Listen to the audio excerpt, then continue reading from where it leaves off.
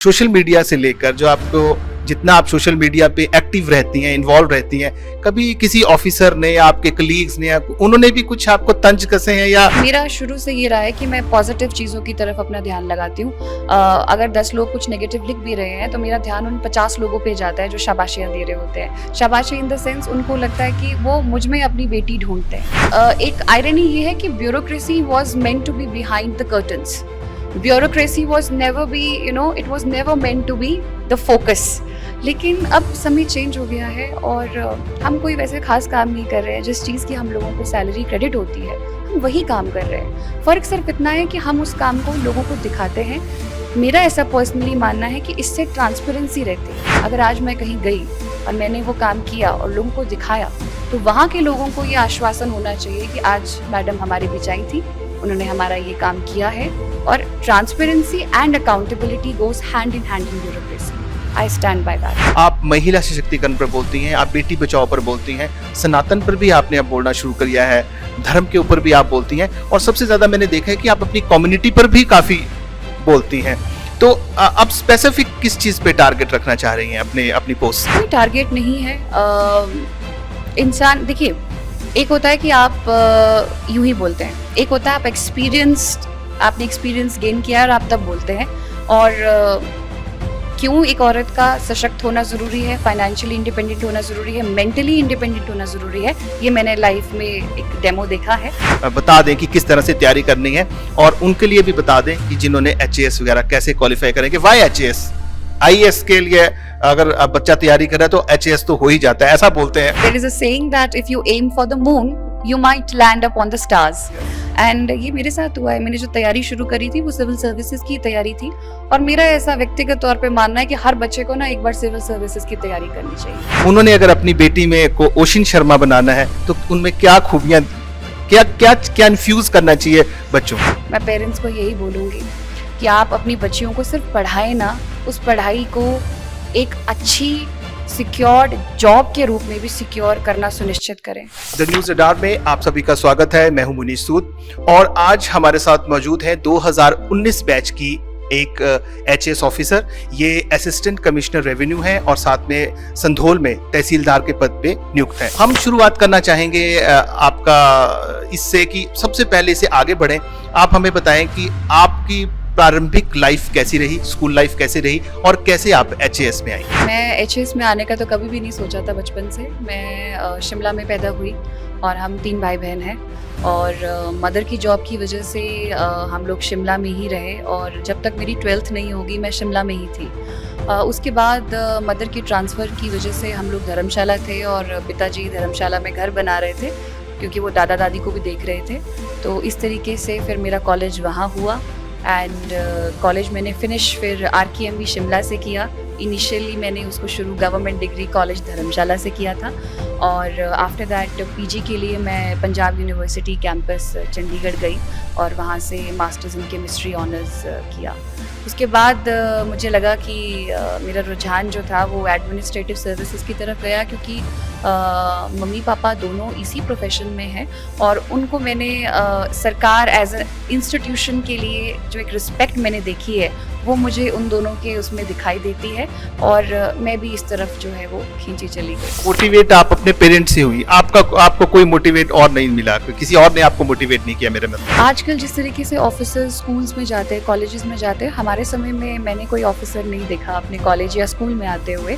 तो मैं यही बोलूँगी कि मोटिवेशन जो थी वो मेरे घर में ही थी। आपको मोटिवेशन मिली और आप HAS में आ गई। पहली जॉब तो आपकी as a block development officer रही। चलिए आगे की जर्नी शुरू करते हैं। आज हम जानना चाहेंगे कि अब जब आप HAS ऑफिसर बन गई, एक महिला के तौर पर आपके क्या चैलेंजेस रहे? महिला के तौर पे चैलेंजेस नहीं आते हैं वैसे, क्योंकि आज का जो जॉब का सिनारियो है वो इतना फ्री है कि सभी को इक्वल अपॉर्चुनिटीज़ मिली है और क्योंकि ये सारा का सारा सिलेक्शन प्रोसेस और इसमें जॉब करना, सैलरी सब कुछ बराबर है तो उस प्रकार के चैलेंजेस इसमें नहीं हैं। लेकिन फिर भी एक महिला के रूप में कुछ चैलेंजेस जो आते हैं वो ये आते हैं कि जोग्राफिकली टफ एरिया में सर्व करना, जैसे कि अभी प्रेजेंटली मैं कर रही हूँ, तो वहाँ पे कैसे रहना है, सेटल कैसे करना है, खुद को सेफ कैसे रखना है, बाकी जो मेरे आसपास की औरतें हैं उनकी सिक्योरिटी को कैसे इंश्योर करना है, ये कुछ चैलेंजेस ज़रूर आते हैं।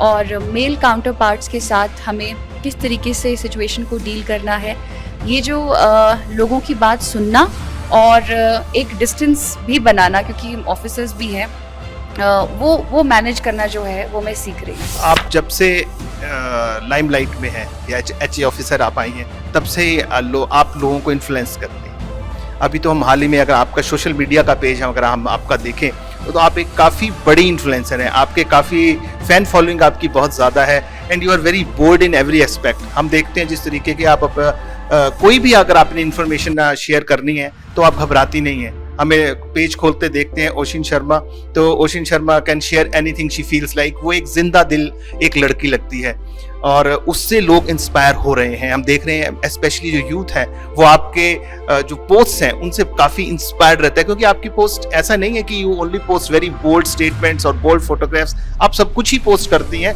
और बेधड़क करती हैं, निडर होकर करती हैं। ये ओशिन शर्मा को ये चीज़ें कहाँ से आ गई हैं? ये सभी में रीढ़ की हड्डी होना बहुत ज़रूरी है और मेरी रीढ़ की हड्डी जो है वो मेरे पेरेंट्स हैं, मेरे दादा दादी हैं। मैं हमेशा बोलती हूँ कि हम लोग गद्दी हैं और दादा दादी जब भेड़े चराया करते थे तो दादी अपने कंधों के ऊपर वो सारा सामान लाद के ले जाती थी, और अगर किसी भेड़ का छोटा बच्चा भी पैदा हुआ है तो उसको भी अपने पीछे पीठ में उठाकर लेके जाती थी।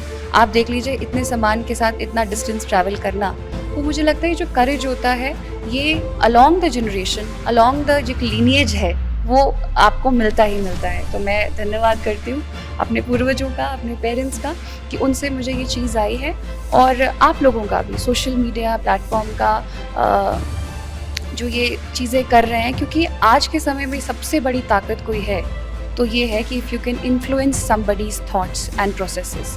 और सोशल मीडिया से मैं मानती हूँ आप जो बोलना चाहते हैं आप डायरेक्ट कनेक्ट करते हैं लोगों के साथ। आपको कभी घबराहट भी होती है? घबराहट सभी को होती है, एक समय सभी ने देखा होता है अपनी लाइफ में एक लो पॉइंट, लेकिन भगवान उसके साथ आपको हिम्मत भी ज़रूर देते हैं। घबराहट इस तरीके की नहीं, घबराहट होती है जैसे आप जब कोई फोटोग्राफ्स पोस्ट करती हैं अपने, हमने देखे हैं आपके मैं कई बार हम आपको कंगना रनौत से भी कोरिलेट करते हैं लोग आपको, वो कहते हैं कि जितनी बोल्ड कंगना रनौत है उतनी बोल्ड ओशिन शर्मा भी हैं, तो वो तो ठहरी फिल्मी हस्ती। आपको एज अ एचएएस ऑफिसर या उन चीज़ों से आपको कभी घबराहट नहीं होती? आपको ऐसा फील नहीं होता कि यार लोग क्या कहेंगे? मैडम कंगना बहुत ही बेहतरीन सिर्फ कलाकारी नहीं है, वो एक पब्लिक इन्फ्लुएंसर भी हैं। वो जो बात कहती हैं वो डायरेक्ट कहती हैं और बहुत सारे लोगों को उसका प्रभाव पड़ता है। आज हिमाचल जब कंगना मैम को प्लेटफॉर्म पे देखते हैं, नेशनल प्लेटफॉर्म पे, तो बहुत गर्व महसूस करते हैं कि ये हमारे हिमाचल की बेटी है।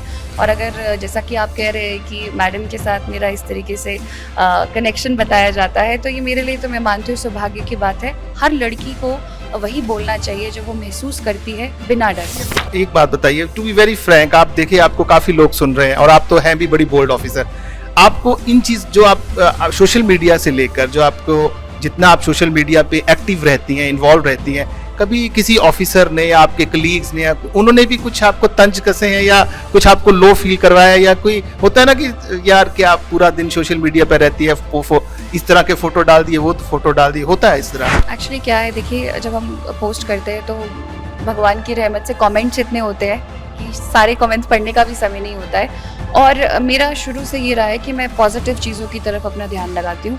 अगर 10 लोग कुछ नेगेटिव लिख भी रहे हैं तो मेरा ध्यान उन 50 लोगों पे जाता है जो शाबाशियाँ दे रहे होते हैं। शाबाशी इन द सेंस उनको लगता है कि वो मुझ में अपनी बेटी ढूंढते हैं। जब लोग लिखते हैं कि हम चाहते हैं कि आप भी हम चाहते हैं कि हमारी बेटी आपकी तरह बने, तो मुझे ऐसा लगता है कि मैं जो कर रही हूँ वो ठीक कर रही हूँ। और जहाँ तक आपने कहा, इसका एक आयरनी ये है कि bureaucracy was meant to be behind the curtains. Bureaucracy was never be, it was never meant to be the focus.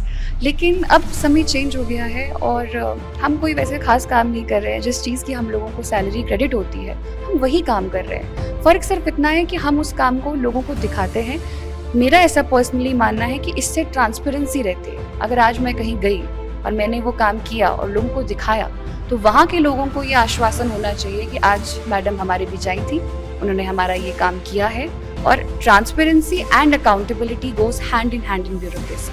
I stand by that. आपकी जो मैं वही सोशल मीडिया पे हमने आपकी ना आज ज़्यादा बात हम आपके लाइफ पर ही करना चाह रहे हैं। आपकी लाइफ से इंस्पायर होकर लड़कियों को भी आजकल ऐसा लगने लगा है कि वो देखती हैं, उसमें ओशिन शर्मा में एक ऐसी बोल्ड लड़की देखती हैं, ऐसी सशक्त औरत को वो देखती हैं और वो अपना सपना संजोती हैं कि मैं बनूंगी तो मैं भी इसी तरह से बनूंगी। कैसे आप लड़कियों को किस तरह से और इन्फ्लुएंस करते हैं अपने पोस्ट से? सोशल मीडिया तो बहुत एक वही वाली बात आ गई कि बहुत छोटी चीज़ है। The most important thing is कि आप अपनी कम्युनिटी के लिए एसेट कितना बड़ा है। और जो लड़कियां इन एग्ज़ाम्स की तैयारी कर रही हैं या जो लड़के कर रहे हैं, उनको ये बात समझनी पड़ेगी कि जब आप कुछ बनेंगे तो सिर्फ आपके घर वाले ही खुश नहीं होते हैं, आपकी पूरी कम्युनिटी जो है वो सीना चौड़ा हो जाता है उनका और वो फ़क्र करते हैं कि देखिए हमारा बच्चा कहीं है। क्योंकि जब एक बच्चा सिलेक्ट होता है किसी एरिया से, उस पूरे एरिया का कॉन्फिडेंस बढ़ जाता है। तो मैं यही बोलना चाहूँगी कि हम जो भी करें, it's not about administrative services. आप बिजनेस करना चाहते हैं, आप कॉन्ट्रैक्टरशिप करना चाहते हैं, आप पॉलिटिक्स में जाना चाहते हैं, आप कुछ भी करना चाहते हैं, आप कीजिए। The most important thing is that कि आप उसको कन्विक्शन के साथ कीजिए, पैशन के साथ कीजिए और ईमानदारी के साथ कीजिए। आपका हाल पीछे हमने कुछ 6 महीने पहले एक वीडियो, आपका डांस वीडियो बड़ा वायरल हुआ था और उसमें आप एक अपने अंदाज में थी, अपने मूड में थी। उसे लोगों ने आपने फिर उसको रीपोस्ट किया। पहले वो पोस्ट हुआ, फिर बंद हो गया, फिर किसी ने रीपोस्ट किया। तो पहले आपने कुछ नहीं कहा, लेकिन बाद में हल्की सी आपने उस पर आपत्ति जताई थी।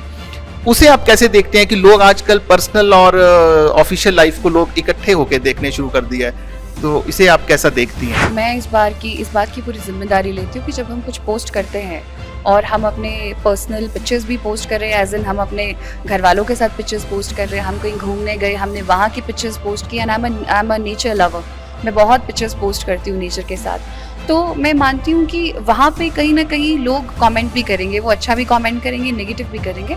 जैसा आपने डांस वीडियो को लेके कहा, तो वो डांस वीडियो मेरा बर्थडे का था और वो 2 साल पुराना था और वो मैं नहीं जानती, वो कुछ चैनल्स ने उसको दोबारा से रीपोस्ट किया। अब देखिए, डांस इशू नहीं है, पर रीपोस्ट की मंशा क्या है, इस पे मुझे आपत्ति थी। और जैसा कि मैंने शुरू में भी कहा था कि मैं अगर अपनी ही बात नहीं रख पाऊँगी कि मैं क्या महसूस कर रही हूँ इस बारे में, तो फिर अब मेरे इंसान होने का कोई फ़ायदा नहीं है। तो इसीलिए मैंने उसका जवाब भी दिया था और यही कहा था कि पहले एक इंसान हूँ, फिर एक महिला हूँ, फिर अधिकारी हूँ और बचपन से मैंने कथक डांस सीखा हुआ है और एक ऐसा ही मोमेंट वो भी था। इन्फ्लुएंस करती हैं सोशल मीडिया के थ्रू लोगों को, आपका फोकस बेसिक क्या होता है? क्योंकि हमने आपकी पोस्ट को जब मैं देख रहा था तो उसमें अब सब कुछ ही आना शुरू हो गया है। सिर्फ वुमेन एम्पावरमेंट ही नहीं है, मोटिवेशन भी, आप बच्चों को, नए एस्पायरेंट्स को भी मोटिवेट करती हैं तैयारी करने के लिए। आप महिला सशक्तिकरण पर बोलती हैं, आप बेटी बचाओ पर बोलती हैं, सनातन पर भी आपने अब बोलना शुरू किया है, धर्म के ऊपर भी आप बोलती हैं और सबसे ज़्यादा मैंने देखा है कि आप अपनी कम्युनिटी पर भी काफ़ी बोलती हैं। तो आप स्पेसिफिक किस चीज़ पे टारगेट रखना चाह रही हैं अपनी पोस्ट? टारगेट नहीं है। इंसान देखिए, एक होता है कि आप यूं ही बोलते हैं, एक होता है आपने एक्सपीरियंस गेन किया और आप तब बोलते हैं। और क्यों एक औरत का सशक्त होना ज़रूरी है, फाइनेंशियली इंडिपेंडेंट होना ज़रूरी है, मेंटली इंडिपेंडेंट होना ज़रूरी है, ये मैंने लाइफ में एक डेमो देखा है। इससे भी ज़्यादा ज़रूरी है कि जो आपने कहा कि डाइवर्सिफाइड मुद्दे हैं, तो क्योंकि मेरी रुचि इन चीज़ों में बढ़ गई है। आपने बोला कि मैं सनातन के बारे में बोलती हूँ, वो मैं इसलिए बोलती हूँ क्योंकि मैंने ये पढ़ना शुरू किया है। 1-2 साल से मैंने पर्सनली देखा है कि जब भी थोड़ा हम अपसेट होते हैं, हम डिप्रेशन लगता है हमको, तो उस समय आप स्क्रिप्चर्स पढ़िए। मैंने महाभारत, मैंने रामायण, मैंने ये पढ़ना शुरू किया, मैंने गीता पढ़ना शुरू किया और इन चीज़ों से ये हुआ कि जो सवाल हम बाहर ढूंढ रहे थे, वो सवाल मुझे अंदर ही मिल गए। तो इसीलिए मुझे लगता है कि तभी मैंने कहा कि जो मैं पढ़ रही हूँ वो मैं बच्चों के साथ, लोगों के साथ, हर उम्र के वर्ग के साथ शेयर करने की कोशिश करती हूँ। अब देखिए, आप काफ़ी फेमस होती जा रही हैं डे बाय डे, हम देख रहे हैं आपके फॉलोअर्स भी बढ़ रहे हैं। आज आप इस कॉलेज में बैठी हैं, यहाँ पे आपको एज अ चीफ गेस्ट बुलाया है। बहुत कम ऐसे हमारे ब्यूरोक्रेट्स हैं जिन्हें की एज अ चीफ गेस्ट बुलाया जाता है और आप तो बड़े अभी तहसीलदार हैं, बोलना ही पड़ेगा मुझे क्योंकि आपसे ऊपर बहुत लोग हैं। इतने इतने आसानी से सब लोगों को चीफ गेस्ट नहीं बुलाया, लेकिन आपका जो इन्फ्लुएंस है, आपको एज अ तहसीलदार नहीं बुलाया गया, एचएएस ऑफिसर शायद नहीं बुलाया गया, लेकिन आपने अपनी जिस स्थान पर आप बैठी हैं, आपने अपने को इतना अच्छा इन्फ्लुएंसर बना दिया है कि लोग अब आपको बुला रहे हैं। तो ये धीरे धीरे धीरे ओशिन शर्मा राजनीति की तरफ तो नहीं बढ़ रही हैं? पॉलिटिक्स अगेन कोई बुरी चीज़ तो नहीं। पॉलिटिक्स पॉलिसी फॉर्मुलेशन के लिए है, लॉ मेकिंग के लिए है। और अब आपने सवाल कर ही दिया है तो आप जानते हैं कि जैसे 27% रिजर्वेशन की भी बात आ रही है, 33% सॉरी, 2027 की बात आ रही है कि देने की चल रही है। तो मेरा वैसे पर्सनली मानना है कि औरतों को उन पोजीशंस पे, उन स्पेसेस में होना बड़ा ज़रूरी है जहाँ से लॉ बनते हैं, जहाँ से पॉलिसी बनती है। क्योंकि जब एक महिला मिनिस्टर बनती है या महिला विधायिका बनती है तो वो जो पॉलिसीज औरतों के लिए और बच्चों के लिए लेकर आएगी वो वैसी ही लेकर आएगी जैसे वो अपने बच्चों के लिए बनाएगी। वो उतनी ही उसमें इनोसेंस, उतनी ही उसमें प्योरिटी होगी। लेकिन अभी मेरा ऐसा कोई विचार नहीं है। मैं जो जॉब मेरे पास है मैं इसी को करना चाहती हूँ और शिद्दत के साथ करना चाहती हूँ और एक्सपीरियंस गेन करना चाहती हूँ। अब आपको हमारे बच्चे जो हैं, दर्शक भी सुन रहे हैं, कुछ आप देखिए दिसंबर का महीना चल रहा है तो काफ़ी दर्शक ऐसे होंगे हमारे जो टीनेजर्स हैं, जो तैयारी कर रहे हैं अपने पढ़ाई की, पेपर्स की तैयारी कर रहे हैं। थोड़ा सा मैं चाहूँगा कि इन्हें भी आप थोड़ा सा बता दें कि किस तरह से तैयारी करनी है और उनके लिए भी बता दें कि जिन्होंने एचएएस वगैरह कैसे क्वालिफाई करेंगे। Y HAS? आईएएस के लिए अगर आप बच्चा तैयारी कर रहा है तो एचएएस तो हो ही जाता है, ऐसा बोलते हैं। There is a saying that if you aim for the moon, you might land up on the stars. And ये मेरे साथ हुआ है। मैंने जो तैयारी शुरू करी थी वो सिविल सर्विसेज की तैयारी थी और मेरा ऐसा व्यक्तिगत तौर पे मानना है कि हर बच्चे को ना एक बार सिविल सर्विसेज की तैयारी करनी चाहिए। जो नॉलेज, जो स्किल, जो कौशल आपको इन सब्जेक्ट्स को पढ़ के मिलता है, मतलब आप देखिए, आप लगभग 1-2 साल history, geography, polity, science, economy, आप सब्जेक्ट बोलिए, वो बच्चा वो सब कुछ पढ़ रहा है और वो सिर्फ थोड़ा नहीं पढ़ रहा है, वो 6 से लेके 12th पढ़ रहा है और फिर 3 साल के सब्जेक्ट्स के बारे में, 3 साल हर सब्जेक्ट के बारे में पढ़ रहा है। तो आप देख लीजिए इतना डाइवर्सिफाइड और मल्टी फैसेटेड स्टूडेंट जब कहीं किसी भी सर्विस में आएगा तो वो कितना वैल्यूएबल होगा। और जो आपने कहा कि बच्चों के लिए, आपको मैं मानती हूँ सिविल सर्विसेज की तैयारी करनी चाहिए और वो आपके चांसेस पे भी डिपेंड करता है, आपके पास कितने चांसेस हैं। अगर आप स्टेट सर्विस में आपका सिलेक्शन हो जाता है तो वो भी बहुत बढ़िया है, क्योंकि आप अपनी व्यक्तिगत स्टेट को सर्व करें, ये भी कितने लोगों को मिल पाता है। तो मैं यही बोलूँगी कि सिविल सर्विसेज और एचएएस का जो सिलेबस है वो सेम है। इनफैक्ट एचएएस में आपको एडिशनल पढ़ना पड़ता है। आज जो बच्चा एचएएस में बैठ रहा है वो सिविल सर्विसेज के इंटरव्यू से बाहर आया हुआ है, तो आप कंपटीशन देख लीजिए कितना है। एनसीईआरटी सेम है, हिस्ट्री, ज्योग्राफी, पॉलिटी की जो स्टैंडर्ड किताबें हैं, चाहे वो स्पेक्ट्रम, लक्ष्मीकांत, रमेश सिंह, जितनी भी किताबें हैं वो सब सेम है। जब हम इसमें आए थे तो एडिशनली हमको हिमाचल पढ़ना पड़ा था। तो HAS is basically civil services का 80% प्लस 20% हिमाचल स्पेसिफिक। अगर आप ये कर लेंगे तो आप निकाल देंगे। बहुत पहले प्रबोध सक्सेना हुआ करते थे, आजकल तो वो काफी बहुत बड़ी पोस्ट पर है। उनका इंटरव्यू किया था मैंने बहुत पहले, तो उन्होंने मुझे कहा था कि बच्चे प्लान करते हैं कॉलेज में पहुंच के कि अब हमने आईएएस करना है या कुछ करना है, लेकिन ये चीज़ें आगे आगे बहुत पहले बच्चों को डिसाइड करनी है। तो आप क्या मानती हैं कि ये कौन सही उम्र क्या होनी चाहिए कि बच्चा ये तय कर ले कि मैंने एडमिनिस्ट्रेटिव सर्विसेज में ही जाना है? थ्योरी की बात करें फिर तो बचपन से ही माता पिता को भी वो एनवायरनमेंट देना पड़ेगा, वो रिसोर्सेज देने पड़ेंगे, वो प्रेशर नहीं लगाना पड़ेगा कि साइंस चुनो और बाद में जाके आर्ट्स के सब्जेक्ट चुनो। लेकिन प्रैक्टिकल के बारे में बात करें तो प्रैक्टिकली ऐसा होता नहीं है। हम लोग भी मेडिकल से निकले हैं, कहाँ जाके आए।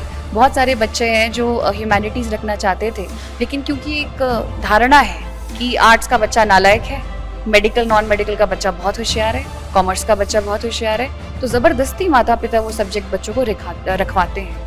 बट अब ये सोच बदलनी होगी, क्योंकि आप देखेंगे बहुत सारे ऐसे लोग हैं जिन्होंने बहुत कम उम्र में ये एग्ज़ाम निकाला है। हमारे एचएएस में भी ऐसे लड़के हैं जिन्होंने ग्रेजुएशन के तुरंत बाद एग्ज़ाम निकाला।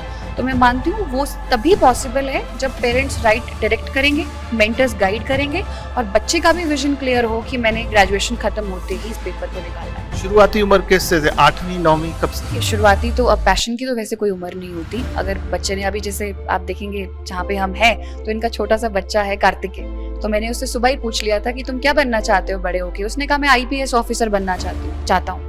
तो आप देख लीजिए, अब उसके दिमाग में आईपीएस ऑफिसर है, by the time he will grow 7th 8th 9th, parents भी और बच्चा भी जो है वो एनसीईआरटीज पे ध्यान लगाना शुरू कर देगा।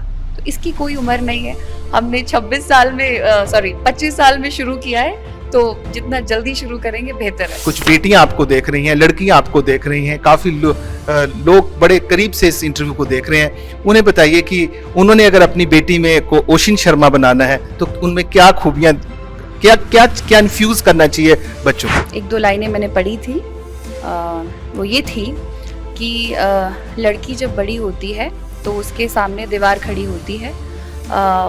क्रांतिकारी कहते हैं कि दीवार को तोड़ दो, क्रांतिकारी कहते हैं कि दीवार को तोड़ दो, लेकिन लड़की है बड़ी समझदार और संवेदनशील। वो खूंटियाँ